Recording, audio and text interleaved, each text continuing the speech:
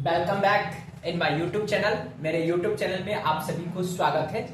आज हम लोग डिस्कशन करने वाले हैं अकाउंटिंग स्टैंडर्ड। अकाउंटिंग स्टैंडर्ड क्या है, इसकी कॉन्सेप्ट और हिस्ट्री के बारे में समझते हैं कि अकाउंटिंग कॉन्सेप्ट क्या है। क्योंकि अकाउंटेंसी में जितने भी रूल्स रेगुलेशन होती है वो बेस्ड होती है अपने अकाउंटिंग स्टैंडर्ड पे, इसलिए हम सभी को जानकारी होनी चाहिए अकाउंटिंग स्टैंडर्ड क्या है। तो समझते हैं कि अकाउंटिंग स्टैंडर्ड क्या है। देखेंगे जैसा कि हम लोग स्टडीज कर चुके होंगे अकाउंटेंसी के डेफिनेशन में कि accountancy is a language of business. ये क्या है? व्यवसायों की भाषाएं हैं। क्या है? Accountancy is a language of business. ये व्यवसायों की भाषाएं हैं। अकाउंटेंसी क्या है? एक बिजनेस की भाषाएं हैं जो communicate to other of the financial position of business. कहने का सेंस ये हुआ कि एक व्यवसायों की भाषा है जो कम्युनिकेट करती है अदर को किस चीज के बारे में, about financial position of the companies, जो कंपनी का फाइनेंशियल पोजीशन के बारे में बताती है। और फाइनेंशियल पोजीशन को जब बताती है तो इसमें क्या होती है कि रिपोर्ट करना पड़ता है। फाइनेंशियल पोजीशन बताने के लिए क्या करनी पड़ती है? अपने लोग को रिपोर्ट प्रिपरेशन करती है। जिस तरह से रिपोर्ट तैयार करती है तो यहाँ पे जो लैंग्वेज है बहुत भाषाओं की है। तो ग्रामर में जब हम लोग इंग्लिश पढ़ते हैं, जब उसका लैंग्वेज की बात करते हैं तो उसमें बहुत सारी सिंटैक्स होती है, उसका कुछ रूल्स होते हैं, कुछ ग्रामर्स होती है। In the same way accountancy में भी हम लोग जो फाइनेंशियल पोजीशन को रिपोर्टिंग करते हैं तो उसका अपना कुछ रूल्स एंड रेगुलेशंस होती है, ठीक ना। तो इन द सेम वे उसी रूल्स और रेगुलेशन को मद्देनजर रखते हुए अकाउंटेंसी में एक रूल्स रेगुलेशन को फ्रेमवर्क किया गया है, एक प्रिंसिपल को बिल्ड किया गया है। उसी रूल्स रेगुलेशन और गाइडलाइंस को हम लोग क्या बोलते हैं? Accounting standard. आई होप आपको बातें समझ में आ रही होगी, क्योंकि एकदम बहुत ही आसान है। क्या समझे कि अकाउंटेंसी अकाउंटिंग स्टैंडर्ड ये क्या है? एक रूल्स रेगुलेशन का फ्रेमवर्क है। जितने भी रूल्स रेगुलेशन होती है अकाउंटेंसी में उसका अपना फ्रेमवर्क है जो असिस्ट करती है ऑडिटर को for the preparation of financial statement, ठीक ना। क्या समझे कि ऑडिटर को असिस्ट सहायता प्रदान करती है किस चीज के लिए? तो फाइनेंशियल स्टेटमेंट को बेटर प्रिपरेशन और प्रेजेंटेशन में। एकदम इजी वे से समझेंगे और ये काफी इंपॉर्टेंट ये टॉपिक है। तो आपको समझ में आ गई होगी कि अकाउंटिंग स्टैंडर्ड जिसको हम लोग एएस बोलते हैं, एएस इसको बोला जाता है।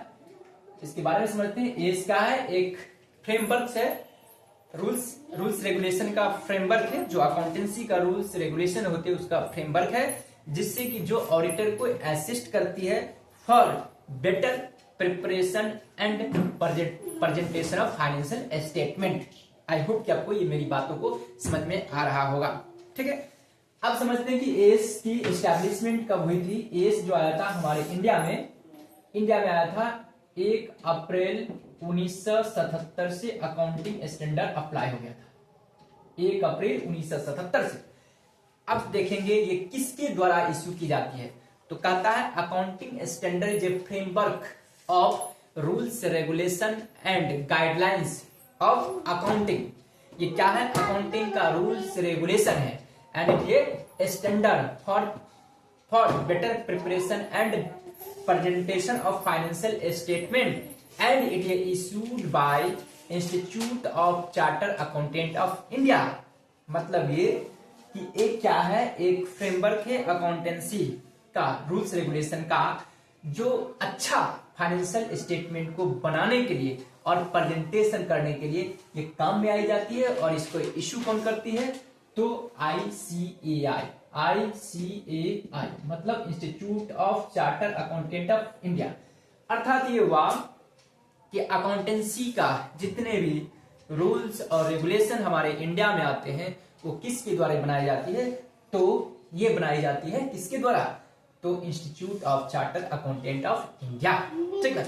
इसलिए एक सिंपल अगर कहा जाए कि अकाउंटेंसी स्टैंडर्ड क्या है तो कह सकते हैं कि accounting standard is a statement या document issued by Institute of Chartered Accountant of India or any other government regulatory body for better preparation and presentation of financial statement।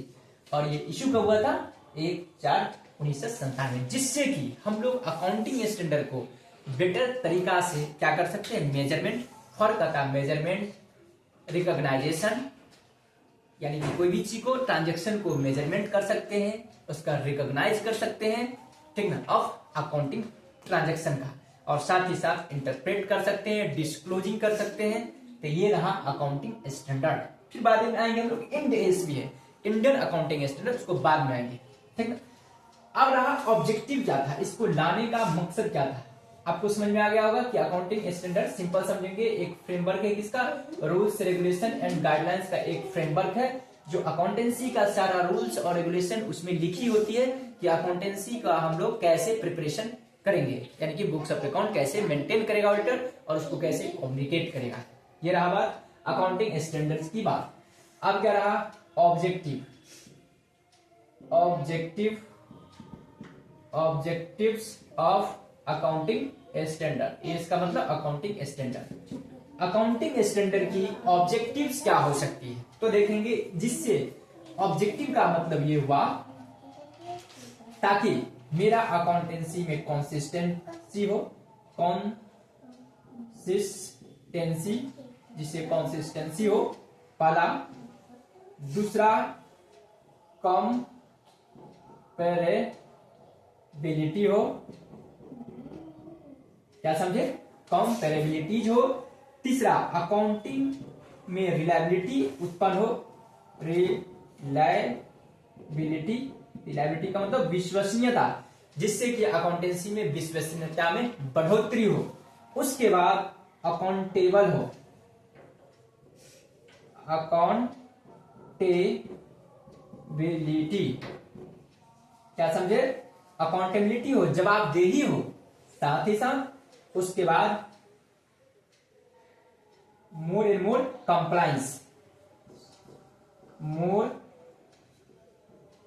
Compliance, ठीक ना, यानी कि एक लॉ के नजर में ये मोर कंप्लायंस हो जाती है। क्या समझे, इन तमाम प्रकार के रूल्स रेगुलेशन बन जाने से इसका क्या हुआ, उद्देश्य क्या था, तो जिससे कि मेरा कंसिस्टेंसी हो, कंसिस्टेंसी माने एक समानता हो जाए। समानता का सेंस देखेंगे क्या होता है, जैसे एग्जांपल के तौर पे कोई एक्स लिमिटेड है, ठीक है, कोई वाई लिमिटेड है।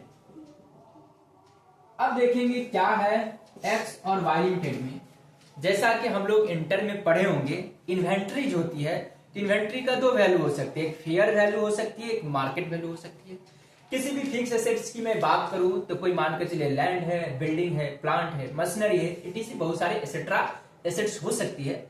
उसका देखेंगे कि हिस्टोरिकल कॉस्ट होती है और एक प्रेजेंट वैल्यू होती है। तो मान कर चलिए किसी कंपनी का बिल्डिंग का, अगर मान कर चलिए कोई कंपनी ने लिखा बिल्डिंग, सपोज दैट उन्होंने 5 लाख एक्स लिमिटेड लिख दिया, 5 लाख, और वाई लिमिटेड ने क्या किया, उसी बिल्डिंग का वैल्यू अपने बुक्स ऑफ अकाउंट में क्या कर दिया, उन्होंने 10 लाख रुपीज शो कर दिया, ठीक है।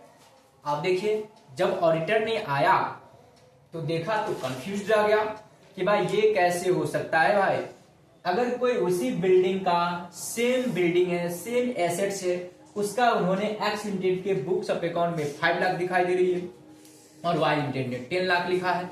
तो ये सारी समस्याएं थी। तो ऐसा क्यों उत्पन्न हुई, इसके पीछे रीजन ये था कि बिल्डिंग का हिस्टोरिकल कॉस्ट है। ये हिस्टोरिकल मतलब एक्स लिमिटेड ने जितना में बिल्डिंग को परचेज किया उतना ही में शो कर दिया, और वाई लिमिटेड भी 5 लाख में ही परचेज किया, लेकिन उन्होंने अभी प्रेजेंट वैल्यू, जिसको बोल सकते हैं फेयर मार्केट वैल्यू या फेयर वैल्यू कर सकते हैं, अभी 10 लाख है, तो उन्होंने वाई लिमिटेड 10 लाख में रखा।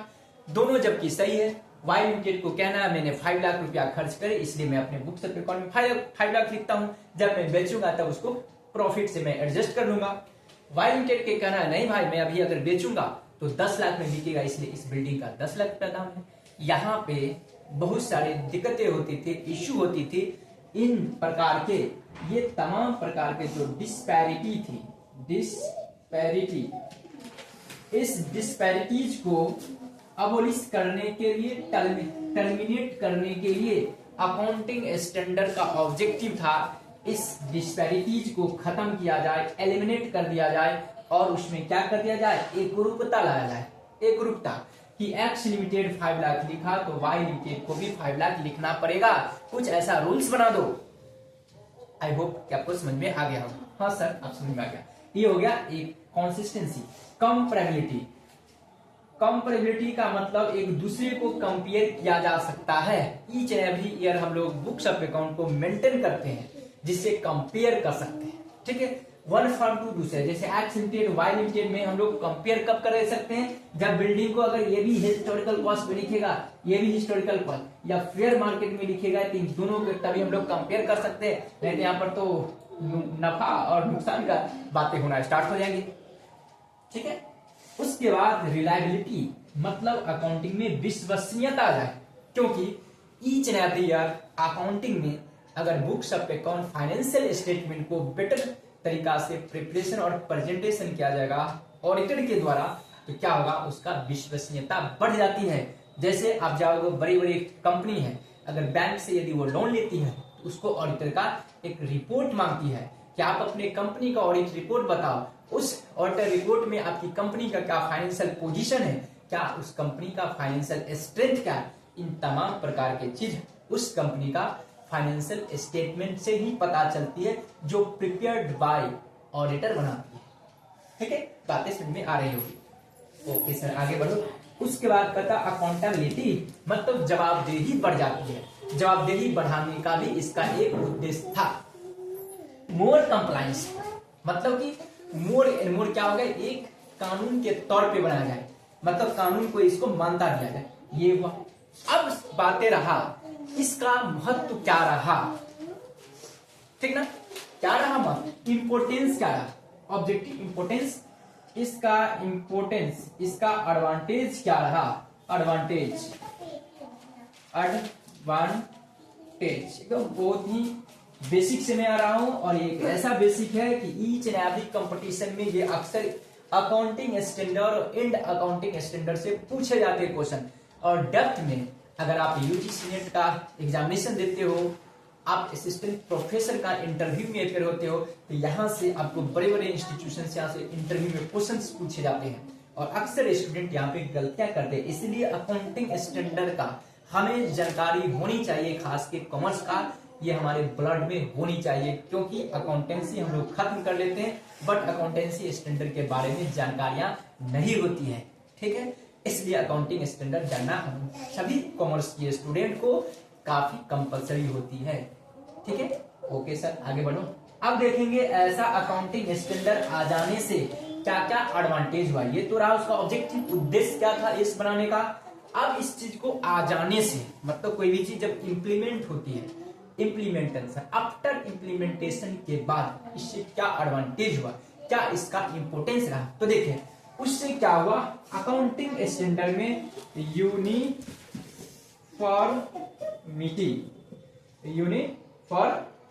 हो गया। ओहो, यूनिफॉर्मिटी हो गया, मतलब एक समानता हो गया। क्योंकि देखिए यहाँ पर एक्स लिमिटेड और वाई लिमिटेड में डिस्पैरिटी था, इस डिस्पैरिटी को एलिमिनेट कर दिया गया, तो क्या हुआ, यूनिफॉर्मिटी हो गया। उसके बाद क्या हुआ, असिस्ट टू ऑडिटर, इसमें ऑडिटर की सहायता प्रदान हुआ। ऑडिटर को किसी प्रकार को रिपोर्ट बनाने में किसी प्रकार को कोई नुकसान नहीं हुआ। उसके बाद क्या हुआ, help to prepare auditor report. Auditor report को बनाने में क्या हुआ, सहायता हुआ, क्योंकि ऑडिटर को ये बातें समझ में आ गई कि कुछ रूल्स है, कुछ गाइडलाइंस है अकाउंटेंसी को, मुझे उसी को फॉलो करनी है और फ्लो करनी है, उसी के दायरे में रहनी है, और हमें फाइनेंशियल स्टेटमेंट प्रिपेयर करनी है। तो यहाँ पे एक फायदा हुआ, help to prepare auditor report हो गया। ठीक है, उसके बाद इसमें ये कह सकते हैं वैलिडेशन बढ़ गया, वैलिडिटी यानी कि मोर, यही चीज इसमें भी आ जाएगा, मोर कंप्लायंस, ठीक ना, रिगार्डिंग लॉ, कानून के नजर में ये काफी एक ये हो गया, फायदेमंद हो गया। इसको कह सकते हैं कानून के नजर में ये काफी वैलिडिटी हो गई। ठीक ना, मोर कंप्लायंस हो गया, मतलब वैध हो गया। क्यों? क्योंकि एक रूल्स रेगुलेशन होने से कानून के यहाँ जब कोई किसी प्रकार की कंपनी पे अगर कोई ब्लेम आती है तो इसी रिपोर्ट के माध्यम से कार्रवाई की जाती है। आई होप आपको बातें समझ में आ गई होगी कि अकाउंटेंसी स्टैंडर्ड क्या है, इसका ऑब्जेक्टिव्स क्या है और इसको एडवांटेज और इंपोर्टेंस क्या है, क्योंकि एडवांटेज और इंपोर्टेंस दोनों का सेम चीज है। अब रहा बात कि इंड एज क्या है, इंड एज क्या है, क्योंकि इस चीज को समझना काफी जरूरी है, क्योंकि हम लोगों को अकाउंटिंग स्टैंडर्ड और इंड एज में क्या डिफरेंस है वो नहीं पता चल पाता है। लगता है कि दोनों तो एक ही है, क्योंकि थोड़ा का डिफरेंस है। क्योंकि अकाउंटिंग स्टैंडर्ड हम लोग ये समझ बैठे हैं कि अकाउंटिंग स्टैंडर्ड और इंड अकाउंटिंग स्टैंडर्ड मतलब इंडियन अकाउंटिंग स्टैंडर्ड दोनों तो सेम ही होगा, क्योंकि अकाउंटिंग स्टैंडर्ड है तो इंडिया लग गया तो इंडियन अकाउंटिंग स्टैंडर्ड हो गया। लेकिन दोनों में बहुत ज्यादा है तो similar but not same. Similar का मतलब उसके तरह है लेकिन सेम नहीं है। ओ माय गॉड सर, ये कैसे हो गया कि सिमिलर का तो मतलब सेम होता है? नहीं भाई, अगर आप जानते होंगे सिमिलर माने सेम होता है तो गलत है। सिमिलर का मतलब ये होता है कि उसके तरह का मतलब ये नहीं होता है कि वही हो। जैसे होता है ना, हम लोग रास्ते में चलते जनरली क्या कहता है, वह राम की तरह लगता है, तो राम की तरह लगने का सेंस ये नहीं होगा कि वो राम ही है, राम की तरह कोई दूसरा पर्सन है। आई होप आपको बातें समझ में आ रही है। इसी तरह यहाँ पे क्या है, अकाउंटिंग स्टैंडर्ड और इंड एज क्या है, एक सिमिलर है बट नॉट सेम। ठीक है, क्योंकि हम लोग कॉमर्स की भाषा में चलते हैं तो एक एक चीजों पे फोकस करनी है। जैसे आप देखते हैं परफेक्ट कंपटीशन, एक होती है मोनोपोली कंपटीशन, एक होती है मोनोपोलिस्टिक कंपटीशन। तो लगता है कि दोनों सेम है लेकिन सेम नहीं है। एक प्रोडक्ट डिफरेंशिएटेड का मतलब सिमिलर बट नॉट सेम, यहाँ पे वही समझ देखेंगे। अब क्या फर्क है उस फर्क के बारे में थोड़ा सा समझते हैं। एएस मैं यहाँ पर लिखूंगा, एएस का मतलब accounting standard. Ind AS, Ind AS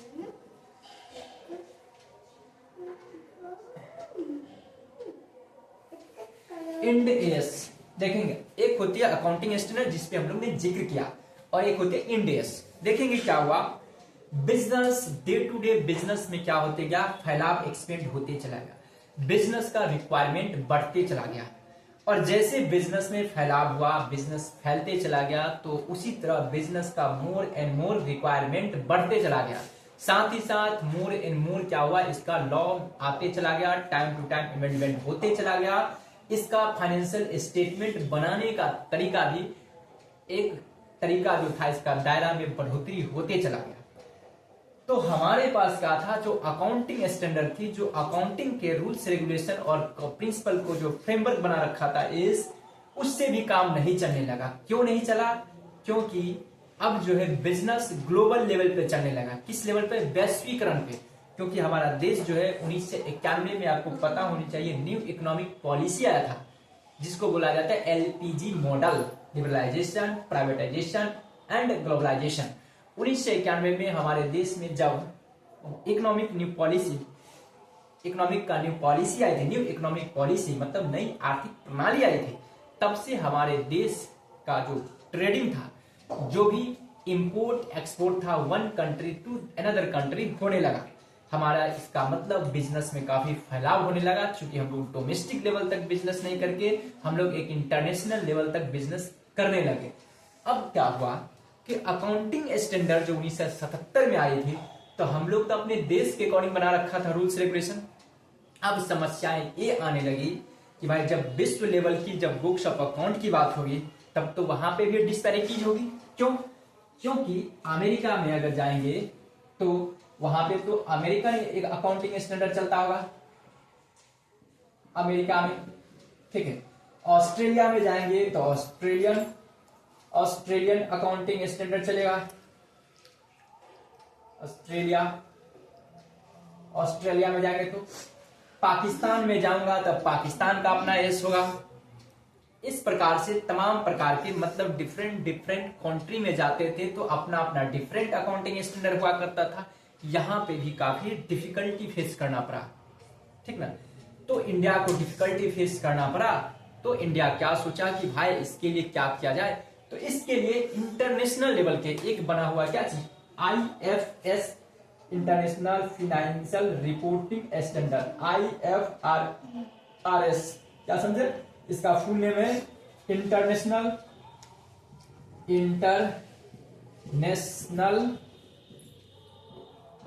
financial Reporting standard,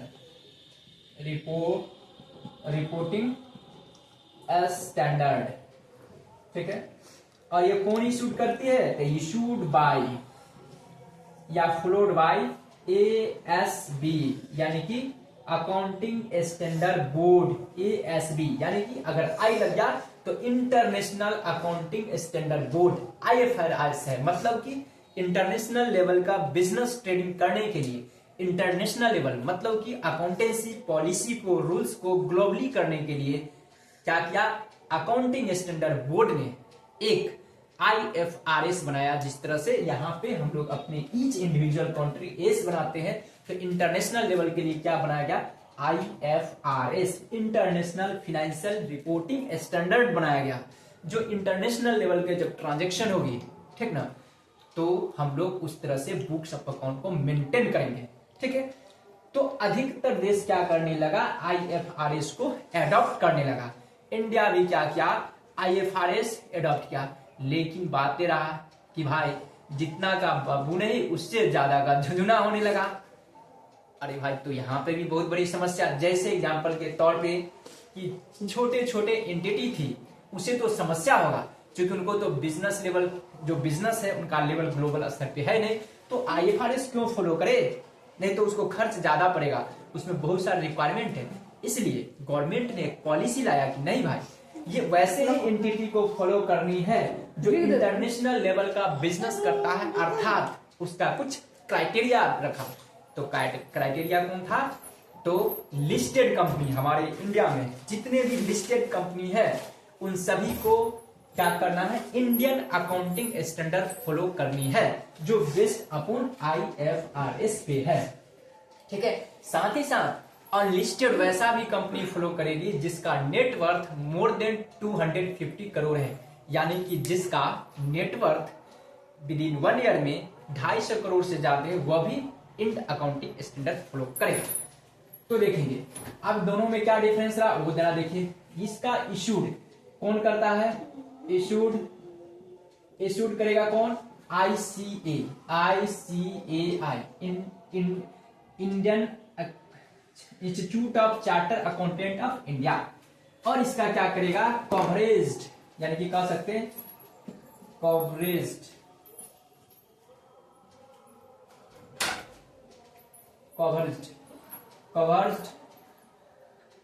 bye IFRS, International Financial Reporting Standard, ठीक ना।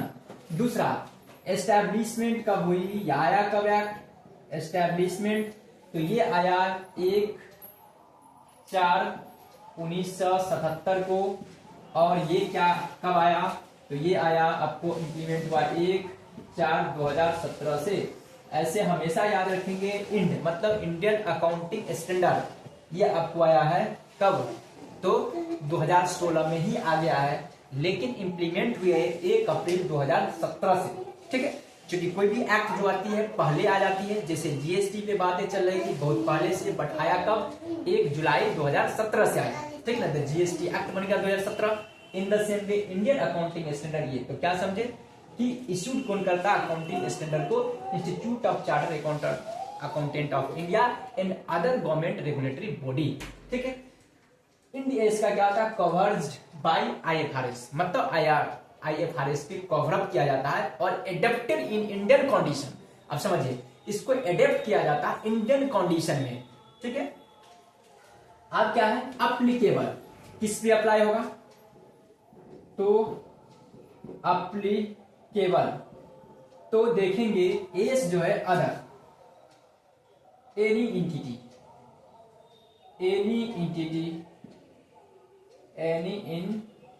इंटिटी का मतलब कोई भी इंटिटी, किसको, इसको छोड़ के, कौन सा, जो कंपनी लिस्टेड हो, ये होगा ओनली कोई लिस्टेड, ये क्या होगा, लिस्टेड कंपनी, ठीक ना, और on listed company whose turnover, whose net worth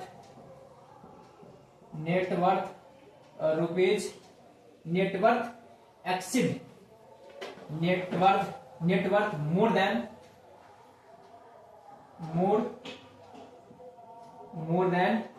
250 crore.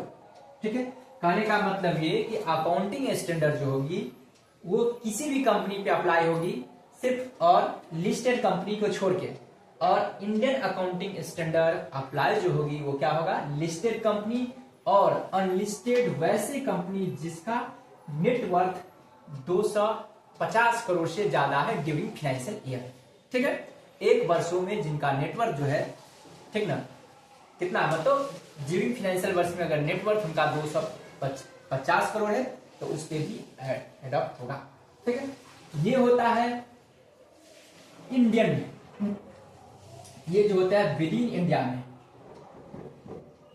With in India, ठीक ना, और ये भी इंडिया में होगा लेकिन ये इंटरनेशनल ग्लोबल लेवल पे होती है। क्या है, ग्लोबल लेवल, ग्लोबल, ये हुआ ग्लोबल लेवल, क्योंकि जो लिस्टेड कंपनी है उसको बिजनेस इंटरनेशनल लेवल पे करनी है, इसलिए उसको बुक्स ऑफ अकाउंट ग्लोबल स्तर पे मेंटेन कर लिए, जिससे क्या होगा, यदि वो ऑस्ट्रेलिया से भी ट्रांजैक्शन करती है तो ऑस्ट्रेलिया का भी कोई ऑडिटर है वो समझ सके कि ये लिखा किस तरह से, अपने बुक्स ऑफ अकाउंट को किस तरह से मेंटेन किया है। या अमेरिका में जाए तो अमेरिका का भी सीए चार्टर अकाउंटेंट है वो भी देख ले। नहीं तो क्या है कि कॉमर्स में बहुत सारे ऐसी चीजें वो लॉ के अकॉर्डिंग चलता है, लॉ जो होती है किसी कंट्री का अपना होता है, अपने अकॉर्डिंग बनाई जाती है। ये साइंस नहीं है कि जो रूल जो चीज यहाँ पे चल रहा है वही चीज अमेरिका में होगा, चाहे वो पूरे विश्व में होगा। लेकिन लॉ एक ऐसा है कि अमेरिका, इंडिया और अदर डिफरेंट कंट्री का अपना अपना तरीका है, इस सिस्टम में हाँ रहता है सिमिलर। सिमिलर का सेंस मतलब उसके तरह रहता है बट नॉट सेम, जैसा कि मैंने बताया सिमिलर, और सिमिलर का मतलब ये नहीं कि वही चीज, सिमिलर का मतलब उसके तरह बट सेम नहीं होती है। तो सिमिलर का मतलब सिमिलर होगा, डिफरेंशिएटेड मतलब सिमिलर बट नॉट सेम होगा। कुछ कुछ ऐसे चीजें होती है जो दोनों डिफर हो जाती है। तो यही बात है कि ग्लोबल लेवल पे ये इसका इस्तेमाल होगी, और ये जो होगी अकाउंटिंग स्टैंडर्ड क्या होगी, विद इन इंडिया में ही अप्लाई होगा, जो इंडियन अकाउंटिंग स्टैंडर्ड के सिस्टम से चलेगा, यही के सीए ये करेगा। ठीक ना, तो आई होप कि आप लोगों को बातें समझ में आ गई होगी कि अकाउंटिंग स्टैंडर्ड क्या है, इंडियन अकाउंटिंग स्टैंडर्ड क्या है। स्टैंडर्ड्स सब तो इसमें भी हमेशा याद रखेंगे, अकाउंटिंग स्टैंडर्ड इसमें भी है, तो जो इसका ऑब्जेक्टिव होगा सेम इसका ऑब्जेक्टिव होगा। इसको लाने से क्या फायदा, ये भी हुआ और ये भी। इसका एरिया थोड़ा सा नैरो है, इसका वाइडर एरिया है, ये भी एक डिफरेंस होगी। क्या समझे, नैरो और इसका वाइड, ये पहले आया ये आफ्टर बाद में आया। ठीक है, अकाउंटिंग स्टैंडर्ड के बाद इंडियन अकाउंटिंग स्टैंडर्ड आया उसी के लिए। उसके बाद ये अकाउंटिंग स्टैंडर्ड की अपेक्षा Indian accounting standard more reliable है, एक्सपेंसिव, क्योंकि बहुत सारे डिफरेंस हो सकते हैं, एग्जाम में ज्यादा होगा। मेन चीज मैंने लिखवा दिया हूं, अकाउंटिंग स्टैंडर्ड के अपेक्षा इंडियन अकाउंटिंग एक्सपेंस जो होगी स्टैंडर्ड वो मोर एंड मोर एक्सपेंसिव होगा। ठीक है, कंप्लायंस के मैटर में ये मोर एंड मोर कंप्लायंस होगा। ये इंटरनेशनल लेवल की चीजें हैं और ये इंडियन लेवल की चीज। आई होप आपको बातें समझ में आ गई होगी, अकाउंटिंग स्टैंडर्ड क्या है और इंडियन अकाउंटिंग स्टैंडर्ड क्या है। Okay, bye bye, have a nice day.